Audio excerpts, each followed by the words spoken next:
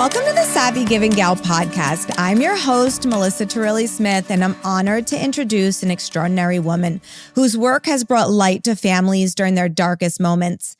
Karen Henrich is the founder of Moment by Moment Photography, a nonprofit organization with a remarkable 2-decade legacy of compassion and service. Moment by Moment provides free in-hospital and hospice portrait sessions for families of children facing life-impacting diseases and disorders. These sessions are so much more than photographs. They are timeless treasures that capture the love, hope, determination, and courage of families navigating the unimaginable. To date, Moment by Moment has lovingly documented the stories of more than 8,000 families, creating tangible memories that will last for generations. Their profound impact has been recognized across the country, featured on NBC Bay Area Proud, honored with the Children's Hospice International Award for Bereavement, the Northern California Jefferson Award, and Diablo magazine's Threads of Hope Award. Most recently, the significance of their work has even been published in medical journals, further underscoring the healing power of what they do. Karen's story is one of compassion, artistry, unwavering dedication, and I cannot wait for you to hear how she is using her gifts to bring comfort, beauty, and hope to families who need it most. Karen, welcome to the podcast. Thank you so much. I'm so happy you're here. I cannot wait to have this conversation with you today. So I just want to start by you telling us a little bit about yourself and really who you are beyond the lens.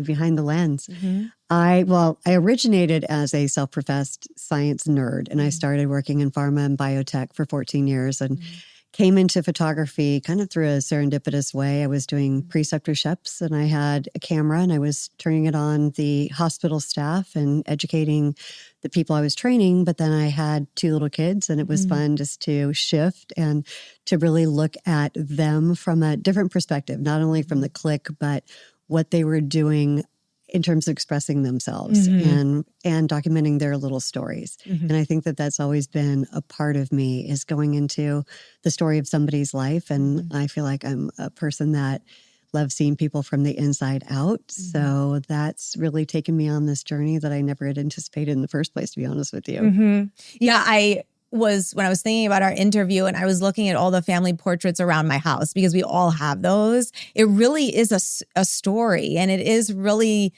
their little personalities at that point in their lives and in our lives as a family. So how did that take you to the creation of Moment by Moment? Well, I was capturing families in the community and capturing giggles and smiles and temper tantrums and all the fabulous, all the fabulous We had some things. of those too during our family sessions when they were little. Oh my gosh. Oh, it's great. The stories that ensue. Yeah. But I had a girlfriend who had a child with hypoplastic left heart, and it was unbeknownst to them, it wasn't captured on the ultrasound. So when she had her baby, I just naturally went in and I was photographing and had an opportunity to spend time with Quentin and his parents. And when he became incompatible with life, it became this conversation as to what I could do to be a part of their life and walk beside them and support them. And being behind the lens was more comfortable than being in front. And so I started documenting their courage and their determination and their love for Quentin. And back in the day, it was negatives, which is crazy now when you think about that. Oh my gosh, that is crazy. We don't even think about that anymore. I'm dating myself. Yeah, it's okay. So I took those negatives and I gave them the roles and said this might be something, of value. And they came back and said that was really an indelible way to document his little story and his little life. And from there, everything unfolded. Oh my gosh, that's such a beautiful kind of origin story. And I love the fact that you didn't stop just with your friend, that you felt like this would be something that other families would benefit from. So over the last 2 decades, what has really surprised you about this journey and how these photographs help these families? First, I think putting the pause on 2 decades. It's just surreal how time goes by so fast when you're having this phenomenal experience. But I would say that each family has a story. And sometimes I get asked why I do what I do. Why would you spend time with families that have an ill child? Why would you delve into that side of things when there's so much duress going on. But I think it's quite the antithesis of that. I think that the story is really capturing all the love that they have. And we only have moments. That's why I named moment by moment what it is. Like each of us just have this piece of life that we're in right now. And so I loved the opportunity to go in and really start talking to families, experiencing a bit of what they were going through in terms of what I could collect when I started snapping pictures. And it evolved into this beautiful portrait story that was more than just a portrait. It was just a look at what they were going through and creating something that was a legacy for their family, whether their child went through the experience or that was the place in life where their child actually no longer was able to be here. Yeah, I was, your story really hits home for me because my daughter spent many days in the NICU, was very sick at birth. And when I was first thinking about it, I felt this feeling of sadness and despair. But then when I saw your photographs, I could actually feel the soul shift of the happiness and the hope and the joy in the pictures with these families. But it is difficult. So how do you manage those difficult emotions when you are with these families? Because you are just a deep-souled human, and I feel like that has to be impactful for you. Well, and I hold on to those words, soul shift, because I really think that happens when you're working with these families. Their spirits really don't hide. The children's spirits don't hide in their illness. They're very vibrant. They're very connected to the opportunity to just be in that embrace and be with the family. And I think part of what I hold on to is seeing that there's always a glimmer of hope. And it's not the diagnosis hope, but it's the hope that the family has that they can spend beautiful, precious moments outside of all the other ancillary things that happen. And we get so caught up in the minutia, all of us, and that's just human nature. But just to see that all unravel, and as these families unpack what they're going through in terms of their diagnosis, they really spend this beautiful time together that is pure and organic and full of love. And so that's what I really hold on to. And I really seize the opportunity to capture that and to live in that as well.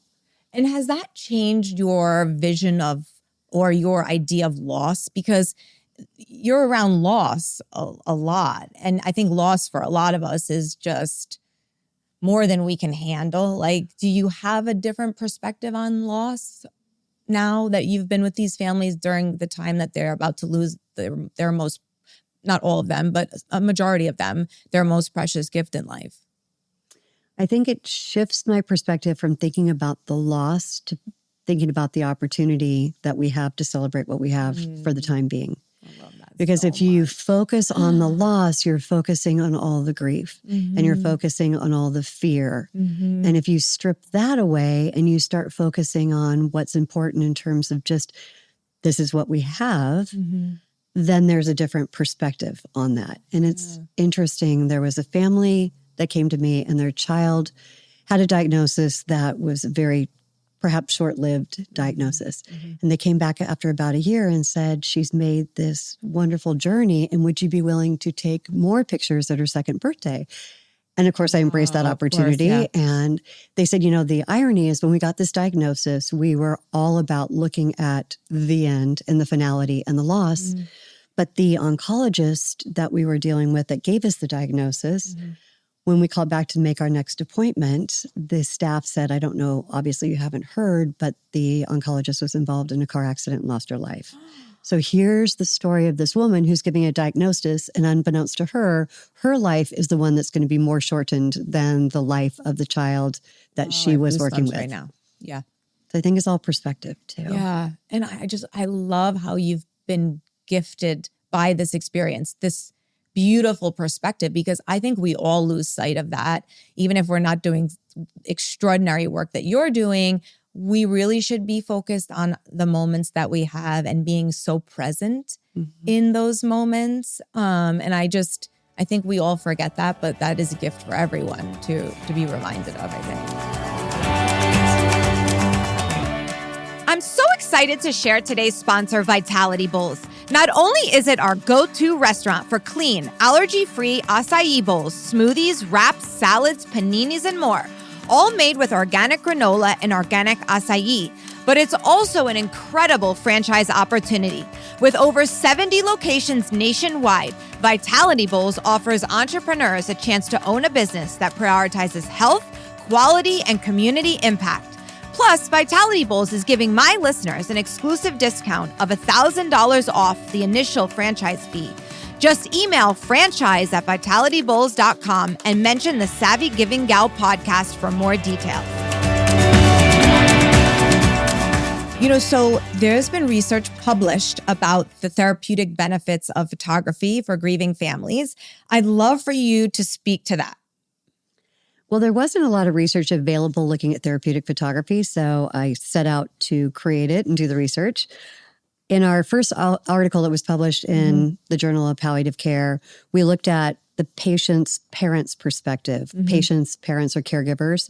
And our data showed that 95.7% of the patient families either agreed or strongly agreed that these photographs were impactful. So we knew we had something, and then we delved further and looked at photography reducing anxiety and stress in parents and caregivers. And there was a 98.2% response that this opportunity to work together and to create these images really reduced stress impact at the time that we were working with the family, but as well as the remnant effect that we would have with the images out and published and utilized for whatever cause that they wanted to use them for, whether it's, a Christmas card or put up on their walls or just share with family and friends.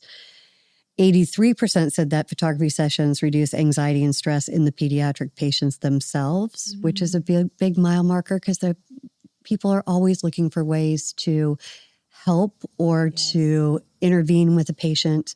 And I see their spirits illuminating. I see them coming to life. I see them going from feeling bad and having pain to getting involved and forgetting about the pain for a little bit. And so I see that, my photographers see that. And so I know that there's a real something there that clinically can be documented. And we're going to start working on that study as our third study. What kind of clinical outcomes can we actually derive from the photography sessions? We're also working on a forthcoming article that's based on a children's hospital staff response. And it was really impactful because I didn't think I was going to see what I saw. And so we started down one path and went a little bit of a different way. 92.8% of the staff members agreed that participating in the photography sessions increased their job satisfaction. And as we all know, the healthcare system it's got some dramatic impact on it right now in terms of stress.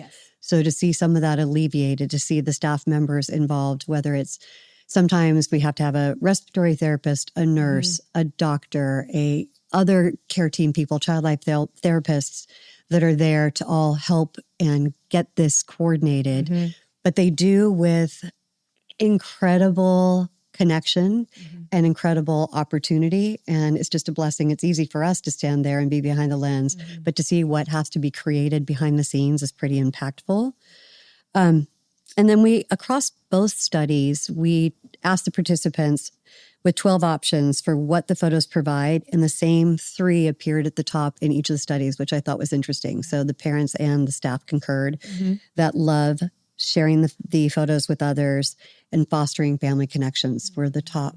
So it's interesting that both different discipline in terms of the healthcare system and the family unit saw the same thing. And so we really feel like that it's a very explainable opportunity to families when we're talking about photographs in a hospital or hospice setting. Right.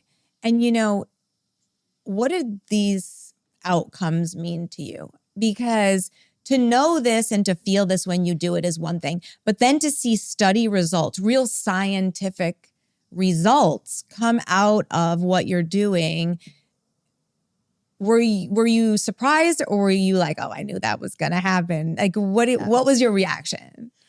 I have that Cheshire grin because I know what I know after all of these years and 8,000 families and the stories that we have, and they could go on and on. Right. But to see it clinically documented makes therapeutic photography more of a real concept.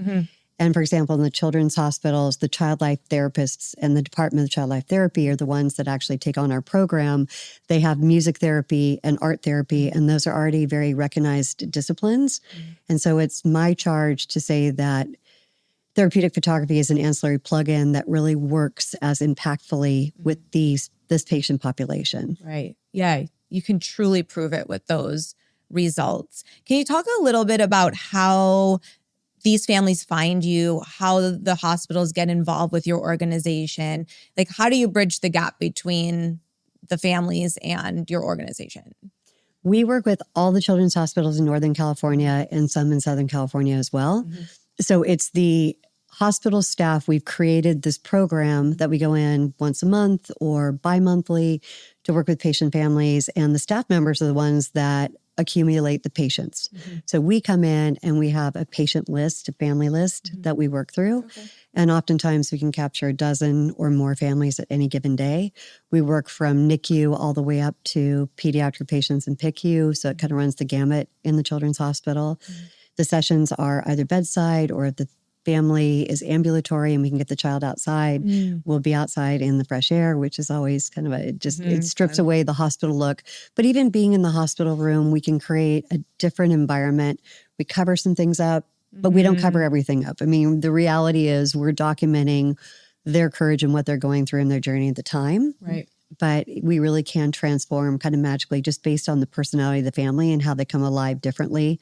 You'll see moms that are wearing makeup and the staff members are like, oh my heavens, I haven't seen you without a mask. I haven't seen you showered in a while. I love that. And so it's something that it normalizes their experience. And that's something that they don't have normal days. They don't have normal opportunities. Right.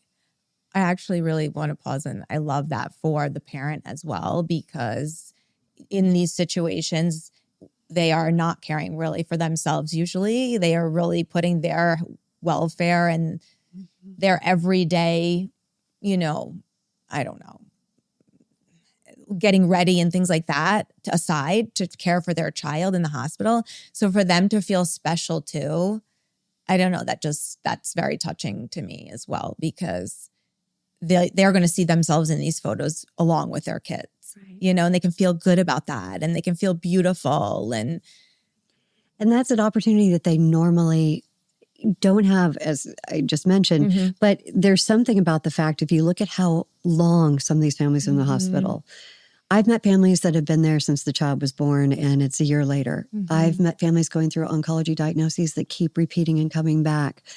The community of people inside the hospital is so special too. And I think that there's some joy amongst the staff when they get the opportunity to provide something that really is an occasion to celebrate, an occasion to not only look at the pediatric patient and the diagnosis, but the whole family. And it strips away that diagnosis for a while. And I hear oftentimes from families are like, this is the first time that we've forgotten the diagnosis. We felt normal. We felt like we have something that is just a different baseline than the beeping machines and somebody coming in and rounding on our child.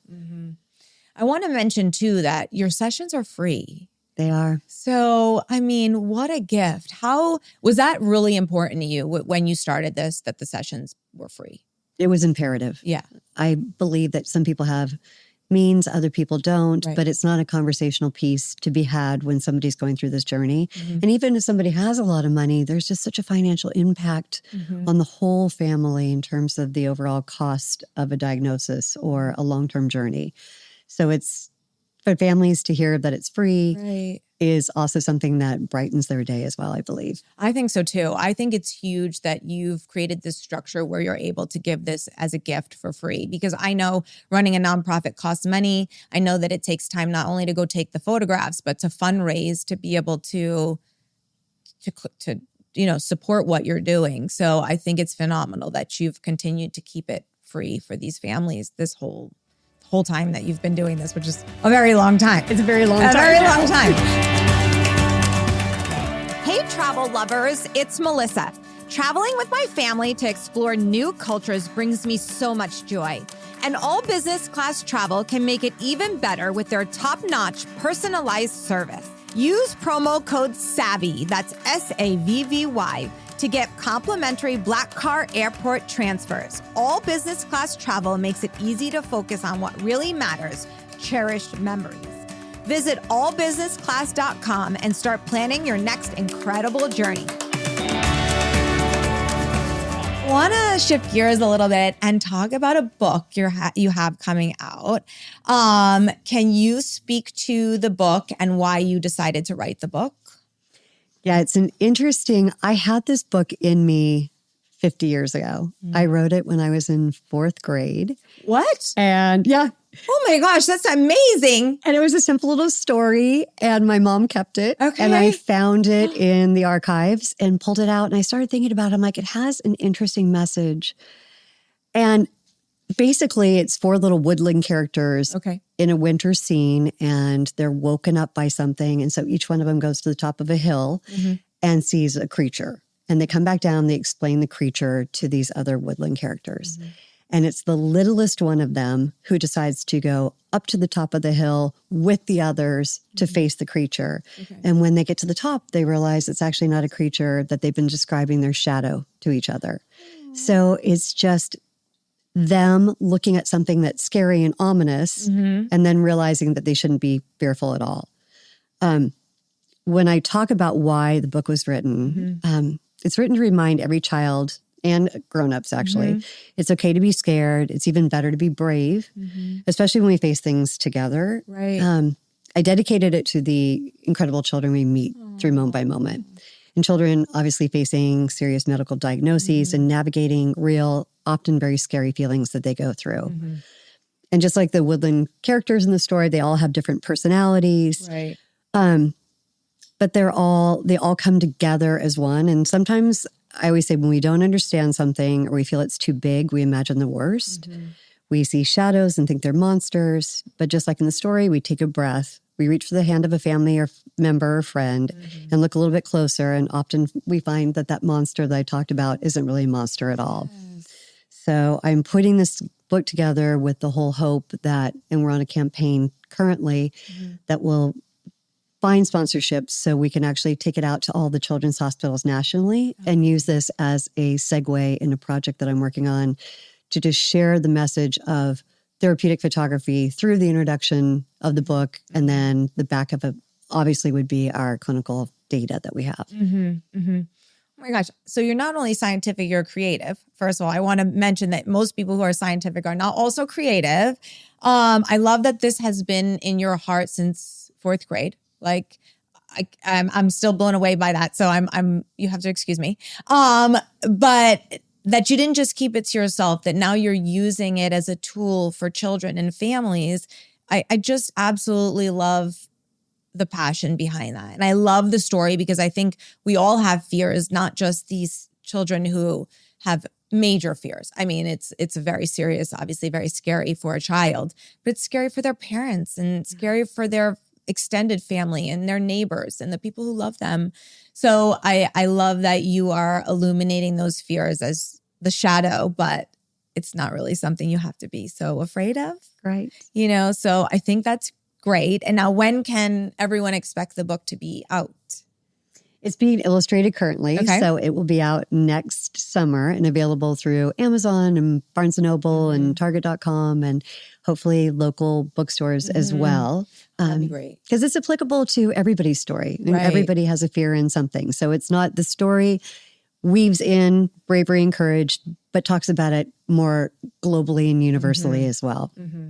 Yes. And I think that's great because we all do. Every single person does. We have fears, we have things we struggle with, and I think when you can see it through a children's story, it minimizes those things. And it's a great way to kind of bring light to that. So I wish you luck. We'll link, in the show notes so people can find you once it's done and buy the book, hopefully. Fabulous. So what do you see, or what's your biggest hope for moment by moment in, let's say, the next 5 years or in the future? I would say to have that indelible legacy, to have that therapeutic photography concept understood by people, that there is a way, we all take Christmas photos, sometimes stressfully, sometimes easily, but it's different than that. It's really looking at the heart and the soul of a family. And as you said in the beginning, capturing and documenting that joy and hope and determination. And I know by what we've done in California. And I know by the impact with all of these families and the family stories that there's something there that I want that to live on, even into the future, past when I'm able to do this. And I'm going on 60 next year, and I'll keep going for a long time. You look fabulous. You do not look 60. Well, but it's all because I act like a child. Yeah, that's good. No, well, I love it. That's why you've been so successful. Yeah.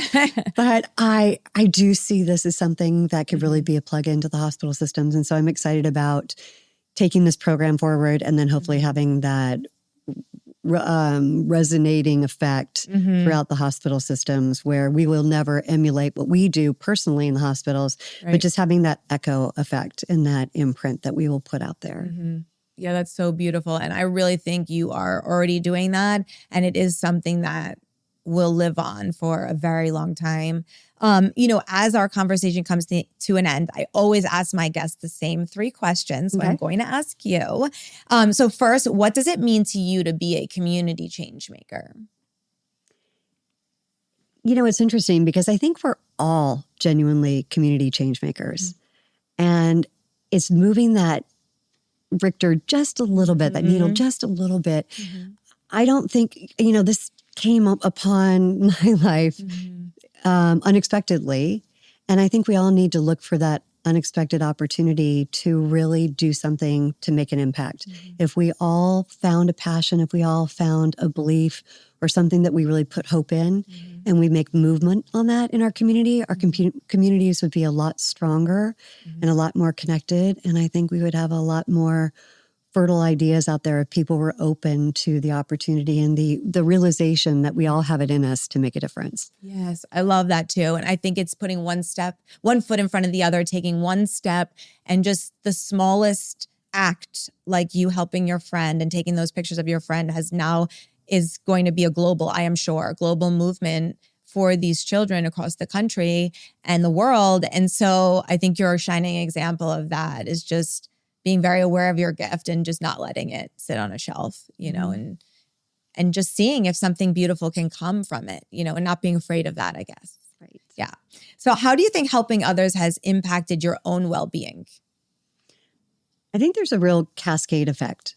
I feel like when I walk out of the hospitals or walk out of a hospice setting, I have the opportunity to really appreciate what I have for the time being. The opportunity to walk out, to be in the fresh air, to not be tangled up in stories that are oftentimes so layered and so intense. And so I think it just puts a different sense of peace about me. I can filter things out a little bit better. I can look at things from a vantage point from behind the lens a little bit differently, and really just live and steep in that appreciation oftentimes.